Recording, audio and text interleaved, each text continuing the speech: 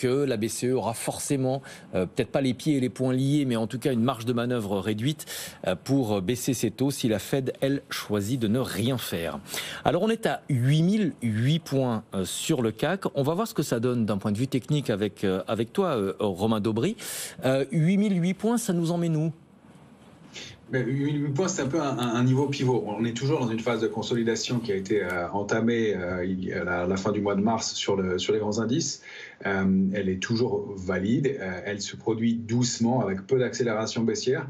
Ce qui se passe, c'est qu'on a, à mon sens, cette semaine, puisque c'est une semaine technique d'échéance des marchés dérivés qui se tiendra vendredi, plus de spéculation d'un côté, de technique aussi de l'autre. Il faut rappeler que plus on approche de cette échéance, plus les arbitragistes qui, eux, n'ont pas d'intérêt directionnel fort, doivent équilibrer leur position. Et donc, si on déborde des niveaux techniques, ils accentuent le mouvement, et si on les rompt, de la même façon. Et donc, c'est un peu ce qui se passe. On voit que l'indice fait des mouvements avec des retracements assez marqués. Sur les points hauts de tout à l'heure, on était en baisse de 0,75% par rapport au rebond entamé tout à l'heure. Et on arbitre évidemment les publications. LVMH fait du bien manifestement. Reste qu'on a une grosse journée demain avec L'Oréal, qui elle est un petit peu moins costaud, puisqu'elle prenait plus de 2% tout à l'heure, et elle ne prend plus qu'un peu plus d'1% pour l'instant. Donc il y a pas mal de spéculation, pas mal d'arbitrage, pas beaucoup de fonds à mon avis sur ces niveaux-là. On a aussi un petit solde vendeur qu'on avait détecté sur les futurs, ce qui n'est pas très fort, il n'y a pas de stratégie baissière lourde, mais un intérêt qui est très en retrait, puisqu'on a plus de 20% d'intérêt en moins que sur la moyenne des 3 dernières années sur l'Eurostoxx. Ça veut dire que les opérateurs ne prennent pas beaucoup d'initiatives, qui seront plutôt prompts, à mon avis, à rentrer sur repli.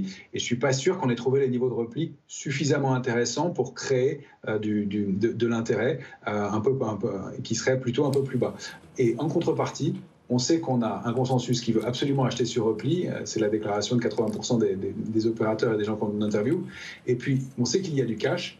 Et en plus de ça, alors qu'on déplorait un risque du côté des couvertures dans les portefeuilles, puisque les opérateurs étaient très très optimistes, voire hyper complaisants, eh bien on a un niveau de couverture qui a été très sensiblement remonté. La volatilité sur le CAC est autour de 15, celle sur le VIX autour de 18. On n'est plus à des niveaux de complaisance qu'on connaissait précédemment. Donc ça freine aussi le mouvement baissier. Donc on a deux éléments complémentaires. Oui. Je pense qu'il faut attendre les publications d'un côté, l'échéance des marchés dérivés de vendredi qui est toujours un pivot de marché pour voir si on a réellement touché un point bas ici ou si on double le score à la baisse. On est à 8002 points sur le CAC. Où est-ce qu'on va ? On risque de repasser en dessous, là. C'est la tendance de ces dernières minutes. C'est le niveau charnière. En fait, le niveau d'alerte sur le futur CAC 40 avril, c'est 7981, 7935, 7981. On a testé ce niveau pendant quelques heures et puis on a rebondi dessus. Maintenant, tant qu'on est au-dessus de cette zone-là, l'alerte complémentaire ne se déclenchera pas. En revanche, il faudrait passer 8054, 8089 pour mettre fin à cette séquence baissière et repasser en zone de neutralité de moyen terme, on peut dire. Donc même pas de réactiver franchement une tendance haussière, mais de neutraliser le mouvement de baisse. Donc pour l'instant, on reste baissier. Si on rompt 7935, on a derrière 7817 sur le futur, et puis surtout 7664. Il me semble que ce serait le point d'entrée idéal. Maintenant, encore une fois, c'est rarement ce qui est idéal qui se produit sur les marchés. Côté actif, tu as choisi, on se dit tu, paraît-il, dans cette demi-heure, de nous parler d'un ETF en Chine, CNAA.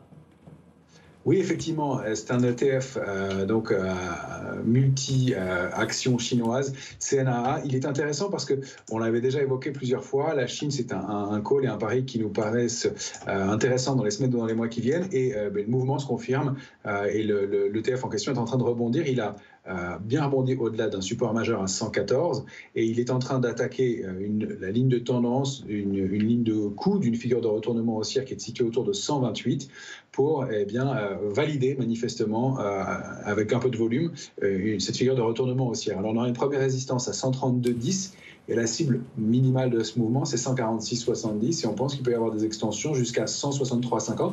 C'est un moyen de travailler la Chine de façon lissé, un peu plus lissé que de choisir des titres individuellement et puis de le faire de façon plus simple sur un portefeuille. Alors, ça n'est pas éligible au PEA, mais c'est intéressant. En revanche, si le produit en question repasse sous 122,80, ça invaliderait ce scénario. Donc, on a un ratio risque-rendement assez intéressant compte tenu des cours actuels encore. Merci beaucoup Romain Daubry, Bourse Direct. On se retrouve tout à l'heure à la clôture du marché parisien pour faire le bilan de cette séance de mercredi. Le CAC en progression de 0,88%. Il est à 8002 points. 16h38, on va passer à la question du jour qui concerne les semi-conducteurs avec la baisse du titre ASML sur les marchés.